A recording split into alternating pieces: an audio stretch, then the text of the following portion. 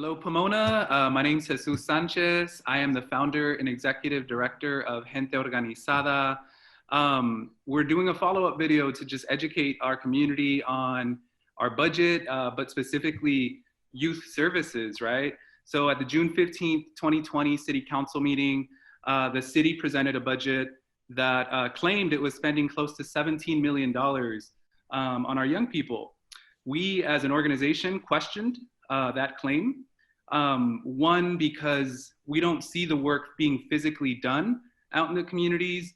And then two, as individuals that are doing youth development work, there's a huge difference in direct services and indirect, or sometimes what you could call administrative costs, right? So Gente recently reached out to a friend of ours at the Youth Mentoring Action Network, Dr. Torie Weiston-Serdan, and thank you for joining us. So we thought it would be a great idea to introduce some expert voices to our community and take a closer look at our budget. So I want to do the welcome. So Torie, thank you for being here. If you could share a little bit about the work you do at YMAN and your work with young people. Yeah, thank you. Again, Gente, y'all are family. Y'all are Gente, literally. So thank you for having me. I appreciate you. The Youth Mentoring Action Network, we're all about leveraging the power of mentoring relationships and the fight for equity and justice. So all of our we don't do token mentoring work, right? We do mentoring work that centers young people, that enables, that ensures that young people have voice, power, and choice. We're all about sort of reimagining, remaking youth-led, youth-centric spaces. So our work has just really been, it's interesting, but it's really been more about fighting sort of traditional, more hierarchical systems to allow young people to really get the services and programs that they need. Perfect. Thank you, Torie, for being here. We're going to jump right into it. Let's do it. That's what we're about, right? Yep. So how about we see where these $17 million are being spent? So I'm going to do a screen share for us and our audience to just kind of take a closer look at this. All right, perfect. So this is the same slide that was shared at the last council meeting. What they're referring to as city youth-related budget funds. So Torie, like across the world, the country, and in Pomona, young people are taking to the streets and calling for elected officials to reimagine public safety, right, in the name of Black lives. And we're seeing that here in Pomona as well. There's action set up this week. Folks are ready to, like you said, reimagine how we engage with one another, and especially when it comes to youth work. So you're someone who is a mentor to young people. You are a researcher. You are someone who is an evaluator of youth development programs. So the question that I want to ask you is, what is your assessment of our youth services budget? Yeah, like what are your thoughts on this? Yeah, I mean, when I look at this, first of all, there's a lack of transparency here. I just have to say, some of these general line items like city youth services, what does that mean? What does that do, right? Also, what I see, and this is what I see not just in city budgets, but even when I see it in a lot of nonprofit organizations, I see a lot of paying adults to do what they consider to be youth work, right? So any library operation, yeah, that's a resource that young people will use in our city for sure. But how much of that library operation is actually going to employ young people, to involve young people in services that are like happening at the library? I would say, I was just like looking through it and I thought maybe the one line item that I see here that could actually maybe even employ youth would be the school, or I can't see it now, but it's the Police Explorers program, right? And I thought, okay, I remember young people, like when I was in high school, there were a few people who wanted to go into law enforcement, what have you, they did Police Explorers. But then I thought, I don't think they got paid for that. So I still think that that's something that's subsidizing an adult, right, to do youth work. So for me, I see this budget really, if this is what's being called youth related or youth services. This doesn't look like young people have ever been at the table to inform this. This looks like a bunch of bureaucracy. Again, a lack of transparency around like what actually is this money going to do, especially line items like city youth services. What does that mean? And for me, you know, and not to just critique the budget, but for me, like this is too much like what we're so used to seeing. And if we're going to talk about reimagining and remaking, then we need to rethink what this is about. This is adults in a room full of bureaucracy doing what adults do and thinking about imagining like what young people might need. This is not young people being in charge of their own services. This is not young people thinking about how to remake their communities. This is not young people talking about, you know, how money should be spent where. And so for me, like those are all of my critiques, and then all of my like sort of disappointments about why they would even try to call this a youth services budget at all. Yeah, thank you, Torie. And I think one thing that you uplifted there, and I know you are leading this work on a national scale with YMAN, is centering youth. And you said bringing youth to the table, right? So like, what recommendation would you give the city on how to kind of engage in that process? So like, young people, when they're looking at this, they're reflected in this budget. Well, I think like I have to say a lot of the work that you're already doing is exactly what I would recommend is, you know, organizing young people, giving young people important information, and then ensuring that young people have a seat at the table, right? Like I've encouraged every organization, every city, every corporation that I've ever worked with to have a youth board or to have youth serving on their board, right? So that youth voices are present at the table, that they're decision makers. Employing youth does the same thing, right? So we can't just put them in sort of tokenized positions, but actually making sure that their voices get heard and that what they are saying gets acted out. So that's employing young people at every level. We need to employ people at our library. We need to employ people in after school programs, right? We need to employ young people in all of the sort of services that they are saying that they need.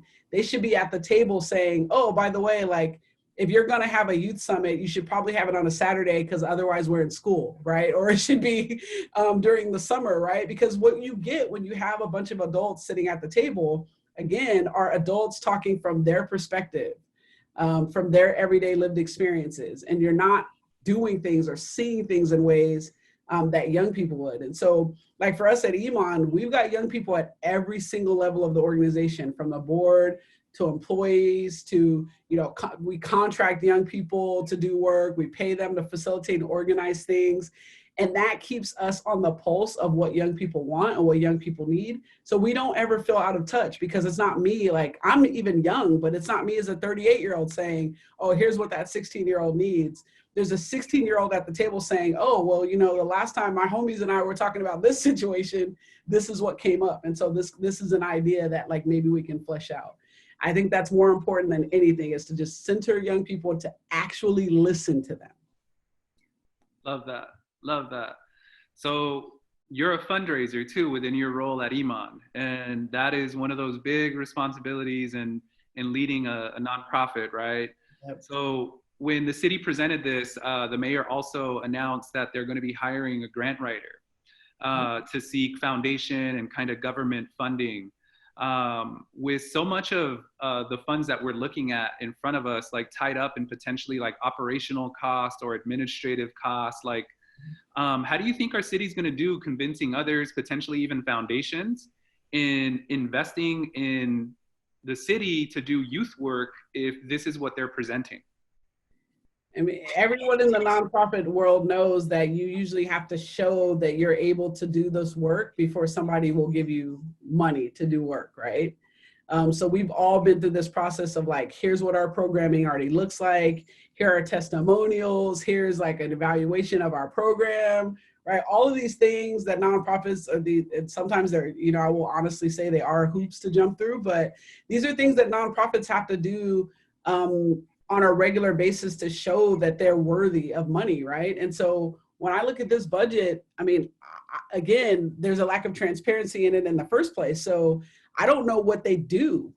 You know, I don't know what this budget does. It's a list of just items. I don't know who's responsible for it. I don't know if it's got a good track record. I don't know how many young people are being served on an annual basis.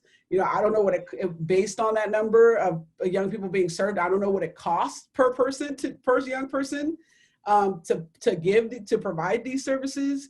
So I feel like there's a lot of work that the city needs to do to illustrate, like, this is how we are directly impacting young people, and this is why we would be worthy of more investment. Yeah. Yeah, I was definitely concerned myself with that too, and just kind of knowing how that goes. And you're right, like, you have to prove yourself in the work that you're trying to do. Torie, you hit on some of these already, but one more question for you. Yeah. What advice would you give to city leaders, like folks that are leading these departments, our mayor, our elected council members as well, that are facing kind of some great pressure to increase investment in young people, while also, to be fair, facing budget challenges, right, throughout every city in this country right now, with the economic crisis that we're already going through, and I think kind of bracing for too. What other advice would you give them in kind of maneuvering through this right now? Well, my first piece of advice would be to really reimagine, to really start, and this is what young people have taught me during my whole career. Start using your imagination, start thinking outside of the box, start being more innovative, right? Our budgets are important. Budgets illustrate to folks what matters to you. If you're willing to invest in specific things, because we live in a capitalist society, it basically says, put your money where your mouth is, right? If you like a certain brand, you love a certain thing, right? Like, you invest in that because that's your thing. Cities, states, folks all over the country and even the world right now have an opportunity to show people around them what they're willing to invest in, what matters to them, what their priorities are, right? So start to reimagine that. And also think about, one of the things that I think we are sort of dealing with, and this is scary for everyone because we're so used to doing business in a certain way, is even when we had money, we didn't spend it the way we were supposed to. So when we don't have money, it actually forces us into a position where we say, well, we really shouldn't have been giving $200,000 a year to this thing anyway. We all know that it was a farce. We all know it didn't have any really good outcomes. Now we finally have an excuse without any sort of, partisan craziness or whatever. Now we all have this valid excuse to say, we don't have any money anyway, so that's not going to be something that's funded this year, right? If you don't want to be a radical or, someone who's sticks their neck out, then you have the excuse of, we are in a limited budget to say, I'm finally going to defund that program that we know never worked, right? This is an opportunity for us to lean in, to clean up, to really focus money and put money where we know it works, where we know that we're impacting the folks in our city and our state, et cetera. And to quite frankly, use the budget shortfall as an excuse to just finally make those things, those old file cabinet things disappear, right? Let's put our money in innovation. One of the things that young people have taught me at YMAN is that it's usually half the cost to do the stuff that young people are asking, right? We come in with this big plan and this big budget of we need all of these dollars to do this thing, but it's because we've accounted for every adult in the space to make sure they're compensated for doing nothing, right? Young people have taught me, if you just cut this out, use a piece of technology here, hire a young person there or whatever you need, now you're looking at half the budget, right? So I think it's just time for us to reimagine and to start challenging. You have an opportunity between COVID, between the things that are happening with the racial reckoning in this country, to start cleaning house, to start cleaning shop, right? And it's your responsibility to do it. And if you don't do it, the young folks and our communities are going to start to hold people accountable. Yeah, that's definitely the feeling and energy that we're feeling out here too. I can't help but bring this up, Torie, because it's just something that I was thinking as you were speaking. You authored the book Critical Mentoring, and one of the things you highlight in that book is really just kind of detoxifying the environment, right? And sometimes spaces, and I couldn't help but make the connection to this budget in really, you know, addressing the toxicity in it, right? And how it is actually in some ways could be harmful in framing this as a youth services budget for our young people, right? And I couldn't, that just was resonating with me as you were speaking. Yeah, absolutely. I mean, I'm just looking, every time I look at it, I'm like, I don't even know what this means. Like $7,000 for a Santa cop, like a cop dressed up as Santa Claus, that's youth services. I don't understand. Some of these things don't make, and then again, just the general city youth services, like, I think I'm seeing 105,000 allotted for city youth services, and that even goes down, right? So that's something that they've decided isn't a priority. What is that? What does that serve? Like, how much of that actually is in community? I think right now, again, especially during this pandemic and during this racial reckoning, it's been very clear what our priorities should be, right? We need schools to reconfigure and reoperate to make sure that young people can get every resource possible. All of the things that we said we couldn't do before, we did it during COVID-19, so you could keep doing it. You could give every kid a laptop in COVID-19. So guess what? They should still be getting laptops post-COVID-19 to make sure that they have the resources they need. We could give kids free internet to make sure that they can access all of those things, that technology that we were sort of trying to use to transmit education during COVID-19. If you could do it during the pandemic, you could still do it, right? Like, redirect some of that money and fund those things.